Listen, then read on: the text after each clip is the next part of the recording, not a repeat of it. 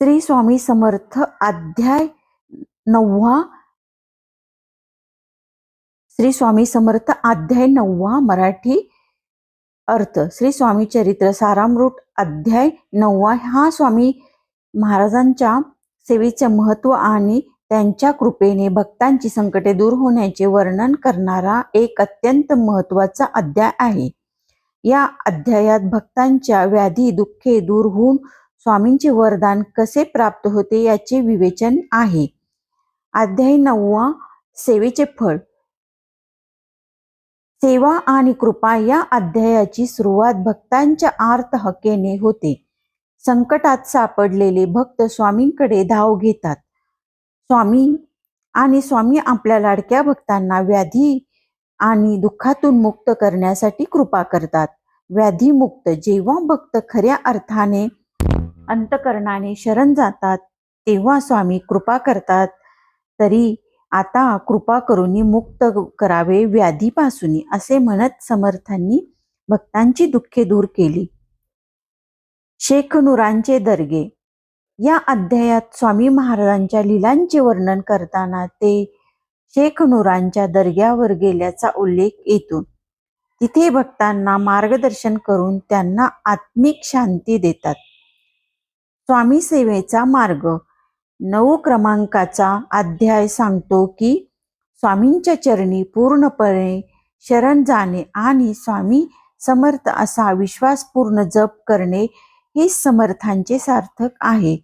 थोडक्यात हा अध्याय स्वामींचा अपार करुणेचा आणि भक्तांना व्याधीमुक्त करून त्यांना सन्मार्गावर चालण्याची प्रेरणा देणारा आहे.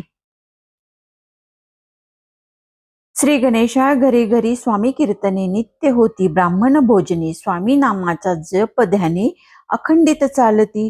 दिगंतरी गाजली ख्याती कामना धरुनी चित्ती. बहुत लोक दर्शना येती अक्कलकोट नगरात. ब्राह्मण क्षत्रिय वैश्याधिक शुद्ध क्षत्रिय अनामिक पारसी वन भाविक दर्शना येती धावनी.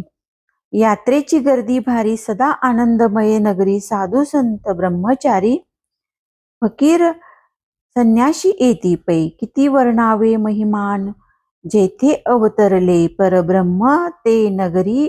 वैकुंठ धाम प्रत्यक्ष भासू लागले. असो एशा नगरात शंकरराव प्रवेशत आनंदमय झाले चित्त. समाधान वाटले यात्रेची झाली दाटी. कैशी होईल स्वामी भेटी ही चिंता उपजली चित्ती. मग उपाय योजिला जे होते स्वामी सेवक त्यात. सुंदराबाई मुख्य स्वामी सेवा सकळीक तिच्या हस्ते. तियेची घेऊन गाठी शंकरराव सांगती गोष्टी.